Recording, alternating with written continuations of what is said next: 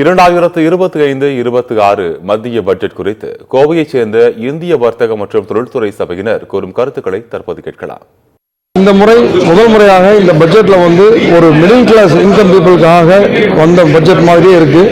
கிட்டத்தட்ட 12 லட்சம் ரூபா வரைக்கும் ஒரு டேக்ஸும் கிடையாது அப்படிங்கிறது ஒரு சேலரி இன்கம் பீப்புளுக்கு ஒரு பெரிய வரப்பிரசாதம். அதே மாதிரி கிட்டத்தட்ட 24 லட்சம் ரூபா வரைக்கும் வெறும் 20% டேக்ஸ்குள்ளேயே அது வந்துடுது. அதனால் இது ஒரு பெரிய பட்ஜெட்டு.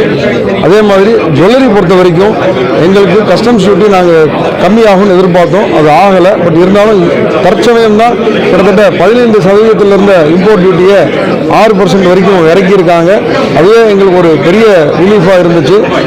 ஸோ அதே எங்களுக்கு போதுமானதாக இருந்தது.